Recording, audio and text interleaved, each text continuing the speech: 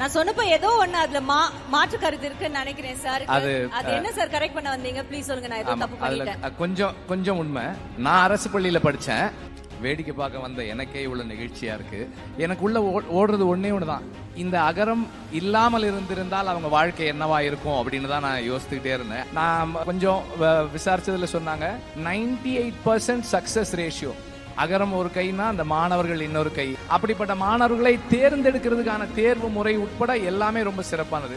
இந்த சமூகம் நமக்கு ஒரு இடத்தை கொடுத்துருக்கு. நாம அதுக்கு திருப்பி என்ன கொடுக்கறோம் அப்படின்றது ரொம்ப முக்கியமான ஒரு விஷயம். குறிப்பா இந்த மாதிரி வாலண்டியர்ஸா இருக்கிறது வந்து மிகப்பெரிய சேலஞ்ச். எல்லாராலையும் இருந்துட முடியாது. அவர் சொன்ன மாதிரி ஒரு தலைமுறையை நாம அடுத்த கட்டத்துக்கு நகர்த்தணும் அப்படின்னா அவனுக்கான கல்வியை கொடுக்கறதும் அவனுக்கு கல்வி மறுக்கப்படுறதை தடுக்கிறதும் தான். அது ரொம்ப முக்கியமானது. ஸோ அதுதான் அதுக்கான இன்ஸ்பிரேஷன்.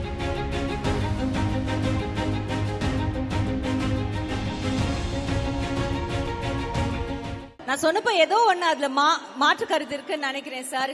அது என்ன சார் கரெக்ட் பண்ண வந்தீங்க? ப்ளீஸ் சொல்லுங்க. நான் ஏதோ தப்பு பண்ணிட்டேன். கொஞ்சம் உண்மை. நான் அரசு பள்ளியில படிச்சேன். எங்க அம்மா ஸ்கூல் டீச்சர். ஆனா அரசு பள்ளி ஸ்கூல் டீச்சர் கிடையாது. Okay sir, sorry. Stand corrected. எங்க அம்மா ஸ்கூல் நடத்துனாங்க. ஒரு சின்ன ஒரு ஸ்கூல் நடத்துனாங்க கொஞ்ச நாளைக்கு. சோ சார், இன்னைக்கு இந்த மாலை பொழுது பத்தி உங்களுக்கு என்ன சொல்லணும்? வேடிக்கை பார்க்க வந்த எனக்கே இவ்வளவு நிகழ்ச்சியா இருக்கு. இதுல உழைக்கிற அகரத்தை சேர்ந்தவங்க, அகரத்தை வழி நடத்திக்கிட்டு இருக்கிற சூர்யாவுக்கும் அவருடைய டீமுக்கும் இது எவ்வளவு நிகழ்ச்சியா இருக்குன்றது எனக்கு தெரியுது. ஏன்னா ஒவ்வொரு மாணவரும் இங்க வந்து அவங்களோட பயணத்தையும் இன்னைக்கு அவங்க வந்து சேர்ந்திருக்கிற இடத்தையும் அவங்க சொல்லும் போதெல்லாம் நான் என்ன நினைக்கிறேன்னா, எனக்குள்ள ஓடுறது ஒன்னே ஒண்ணுதான்.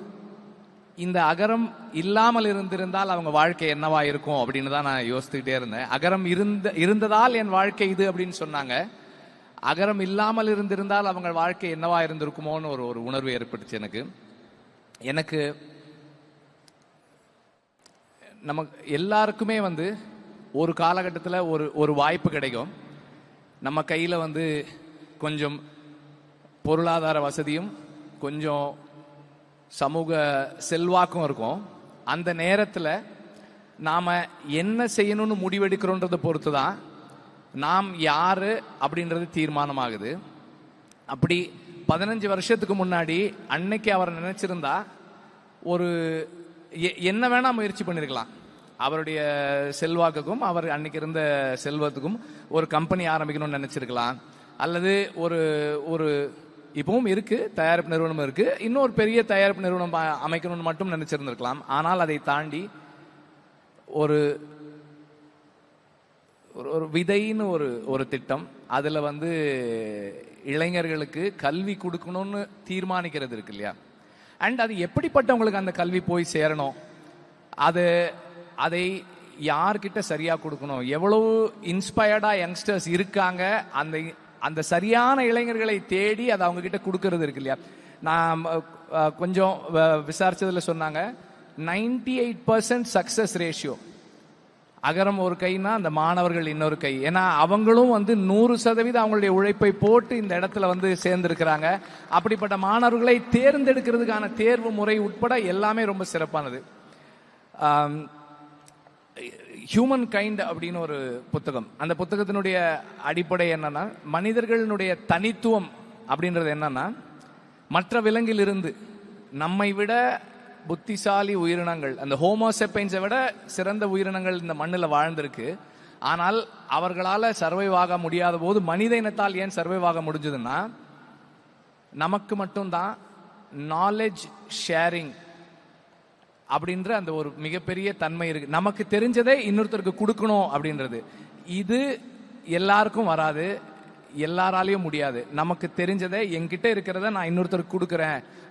அதுக்கு என்னுடைய நேரம் செலவானாலும் சரி, அதுக்கு என்னுடைய பொருளாதாரம் செலவானாலும் சரி, பல விமர்சனங்களுக்கும் பல சந்தர்ப்பங்கள்ல சில அவமானங்களுக்கு ஆளானாலும் பரவாயில்ல, என்னிடம் இருப்பதை நான் கொடுக்க தயாரா இருக்கிறேன், பகிர்ந்துக்க தயாரா இருக்கிறேன் அந்த முடிவு எடுக்கிறது. அதுதான் வந்து நம்மை இந்த தனித்துவமான இடத்துல வைக்குது.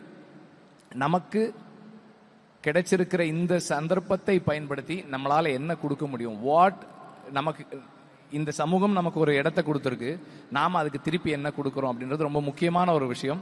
குறிப்பா இந்த மாதிரி வாலண்டியர்ஸா இருக்கிறது வந்து மிகப்பெரிய சேலஞ்ச். எல்லாராலையும் இருந்துட முடியாது. அவர் சொன்ன மாதிரி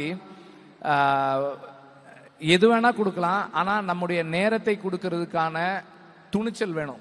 it takes a lot of courage to give up on personal interest and do what it takes to do things for others. மற்றவர்களுக்காக நாம இதை செய்யணும்னு நினைக்கிறது என்னுடைய வேலையா, எனக்கான தேவையா நான் நினைச்சு செய்யறதுக்கு ஒரு பெரிய கரேஜ் வேணும். அந்த அடிப்படையில் உங்க எல்லாருக்கும் வந்து என்னுடைய நன்றி தான் சொல்லணும், வாழ்த்து சொல்ல முடியாது. Thanks a lot. அண்ட் நான் தான் உங்க எல்லாருடையும் கை குலுக்குனேன், நீங்க என்னோட கை குலுக்கல. பிகாஸ் என்னால வந்து என்னுடைய பொருளை கொடுக்க முடியும், இந்த மாதிரியான வேலைகளுக்கு என்னுடைய நேரத்தை குடிக்க முடியுமா எனக்கு தெரியல. அதை நீங்க கொடுக்குறீங்க, it's a big thing. And இதுபோல இன்னும் நிறைய வாலண்டியர்ஸ் வர்றது முக்கியம் நினைக்கிறேன். அகரம் இன்னும் வலிமையா வேலை செய்யறதுக்கும் அவருடைய கனவை உங்க எல்லாருக்கும் வந்து உங்க எல்லாருக்கும் சூர்யா சார்னா ரொம்ப பிடிக்கும். அவருக்காக ஏதாவது செய்யணும்னு நினைக்கிறீங்க, நீங்க இந்த மாணவர்கள் எல்லாருமே வந்து நீங்க திரும்ப வந்து கான்ட்ரிபியூட் பண்ணுங்க, வாலண்டியர்ஸ் ஆயிருங்க நான் ரெக்வெஸ்ட் பண்றேன். பிகாஸ் இது ஒவ்வொருத்தரும் இது ஒரு ரிலே ரேஸ் மாதிரி தான்.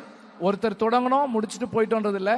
இதுலயுமே சில மாணவர்கள் சொன்னாங்க, நாங்க எங்க ஊர்ல போய் ஒர்க் பண்றோம், கான்ட்ரிபியூட் பண்றோம்னு சொன்னாங்க. தொடர்ந்து அதை செயல்படுத்துறோம். அண்ட் மீண்டும் நான் சொல்றேன், சூர்யா சாருக்கும் அகரமுக்கும் என்னை இந்த இடத்துல வந்து நின்று இந்த மாணவர்களுடைய சாதனையை, ஒரு தலைமுறையை ஒரு படி முன்னேற்றிய இந்த நிகழ்வை பார்க்கறதுக்கான சந்தர்ப்பம் எனக்கு கொடுத்ததுக்கு நான் I really thank you all. Thank you very much. Thank you. வெற்றி சார், ஒரு கொஸ்டின். நீங்க அந்த ஒரு டயலாக் எழுதுனீங்கல்ல, காடு இருந்தா எடுத்துக்கிடுவானுங்கன்னு, அது எழுதுறதுக்கு என்ன சார் ஒரு காரணம்? அந்த கல்வி பத்தி அவ்வளோ ஒரு டீப் ரூட்டடா ஃபோர்ஸ்ஃபுல்லா அப்படி எழுதுனீங்க இல்லையா, அதுக்கு ஏதாவது ஒரு இன்சிடென்ட் அப்படி ஏதாவது இருக்கா உங்களுக்கு? would you like to share with us? இல்ல, அதுக்கு காரணம் கல்விதான், வேற எதுவுமே கிடையாது. நமக்கு படிப்பு சரியா வராதுன்றதும் படிச்சவங்க இன்னும் நல்லா இருக்காங்கன்றதும் தான் அதுக்கு காரணம்.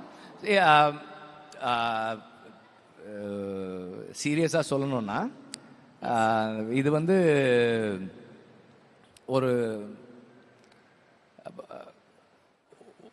ஒருத்தருடைய ஒரு தலைமுறையை நாம அடுத்த கட்டத்துக்கு நகர்த்தணும் அப்படின்னா அவனுக்கான கல்வியை கொடுக்கறதும் அவனுக்கு கல்வி மறுக்கப்படுறதை தடுக்கிறதும் தான்.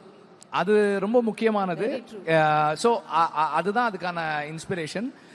அப்புறம் அது வந்து ஒன்றும் ஒரு யாரும் சொல்லாத வசனம் கிடையாது, ஒரு பெரிய விஷயமும் இல்லை அது. ஏன்னா இப்போ நடைமுறையில் அதை படுத்துறவங்க இருக்கும்போது அதை சும்மா வசனமா பேசுனது ஒன்றும் பெருமை கிடையாது. அதனால thank you sir. Thank you so much. Thank you and thanks a lot for having me here. And இங்க ஒவ்வொருத்தருடைய சக்சஸ் ஸ்டோரி பார்க்கும் போதும் எனக்கு ரொம்ப டச்சிங்கா இருந்தது. நம்மளும் இது மாதிரி ஏதாவது செய்யணும், இன்னும் நம்மளால முடிஞ்ச அளவுக்கு ஏதாவது கான்ட்ரிபியூட் பண்ணுன்ற இன்ஸ்பிரேஷன் எனக்கு வந்திருக்கு. Thank you all. Thank you very much.